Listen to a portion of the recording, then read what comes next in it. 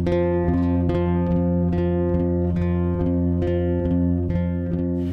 everyone, so I'm going to do another week recap. I'm recapping last week. It was core course week for DIS Copenhagen, which means you spend all that time with your core course, which is kind of like your major while you're at this school, but it's just a class that you spend kind of the most of your time with. But basically I am in sustainable development in Northern Europe. I will talk about that for the most part of this video, but first things first, I want to just give you guys some updates right now. At the end of this week, I am going to Stockholm, Sweden, which is very, very exciting. But with that being said, if there's anything in particular you want me to talk about while I'm there, let me know. I'm going to be asking some kids who go to DIS Stockholm, which is another branch, I guess you could say, of DIS. I'm going to be like interviewing them, asking some questions, which will be on this channel as well as DIS's channel, since I am video blogging for them. But then otherwise, just anything else you guys want to see, or if you have questions, let me know so I can ask them. My favorite pen, it already dried out. I use it too much. She's dead. So if you guys know how to refill a pen like this, please let me know. If there's a way, I want her back.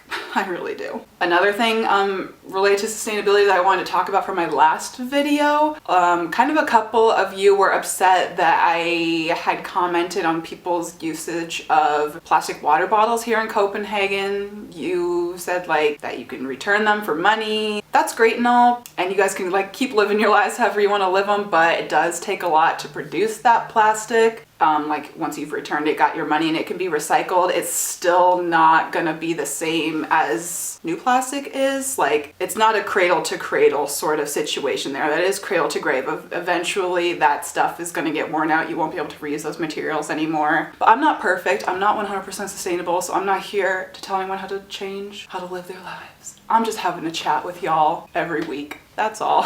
But with that being said, those are basically all I have for updates, so let me get into what I did last week. So the first half of last week, we just stayed here in Copenhagen. On the first day, we did a treasure hunt of sorts. So I was in a group that rode our bikes around Norbro, which is a neighborhood I am living in right now. I'm pretty familiar with it, but we were basically just kind of looking at the biking infrastructure in Copenhagen, so that was kind of cool. And then we had presentations on it when we got back. Also on Tuesday, we were still in Copenhagen. We had some speakers.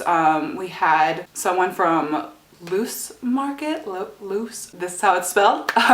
We had the creator of that come and talk to us. That's basically one of those sort of zero waste grocery stores. You bring your own containers, you just buy in bulk, so that's really cool. Hopefully I'll be able to check that out at some point. I actually want to do a grocery shopping video on this channel. Let me know if you guys would be into that, but I basically want to show how I buy my groceries while I'm here in Copenhagen, but also maybe recommend some more interesting grocery stores. I'm kind of just giving you a rundown because this was a lot of lectures, so the latter half of the week was more scenic. We went to a place that's basically using methane and turning it into animal feed, kind of as like a protein substitute, so you don't have to be using as much land as you typically would to produce either grain for animals or overfishing and using like fish meal to feed animals, like livestock basically, so you can feed your animals more affordably and without using as much land, so they can be slaughtered. So already you can probably tell why I don't agree with that and why I still don't think that's a very sustainable method. I just don't think it's getting to the root of the whole issue, which is kind of overconsumption of meat, or over-reliance of it in our diets. I'm not here to shove too many beliefs down anyone's throat because I think people should still be able to eat meat if they want. I know it's a very integral part of a lot of people's cultures. However, I just don't think what this place was doing could technically be called a sustainable option, especially even though they're using methane, and like they were kind of explaining that the way they used it, it was like using it for something else rather than letting it escape into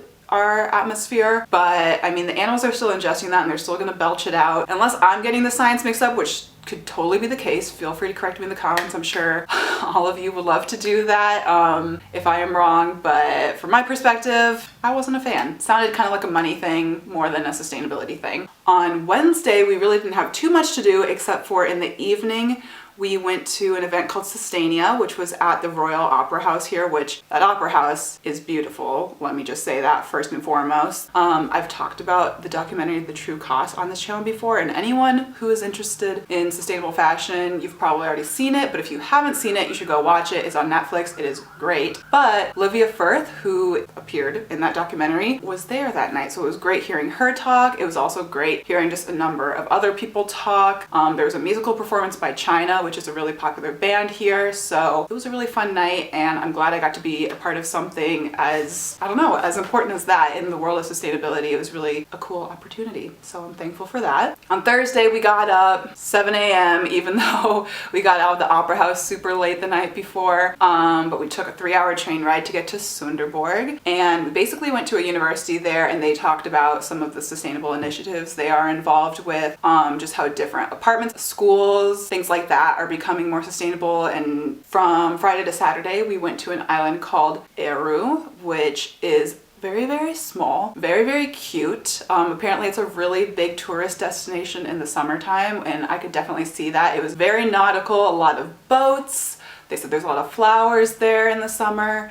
Unfortunately this time it was just really, really cold. It was still beautiful. I loved being by the sea. It was really fresh and open. We went to an organic farm there, so that was pretty cool. He gave us some great soup that had some organic veggies in it, so that was nice. And then the following day, our last day, we just went to some different sort of solar energy, wind energy locations, checked those out. Oh my goodness, it was so windy by that wind turbine. You're just like right on the sea, nothing blocking you, full force, wind tunnel. It's a lot, but it was fun. I feel like I got to know my classmates better from this trip, so that's a really, really good thing. I feel like it's kind of, at least hard for me, to always interact with people in class. I'm pretty quiet, and everyone else seems to have a lot to say, so I don't like to interrupt.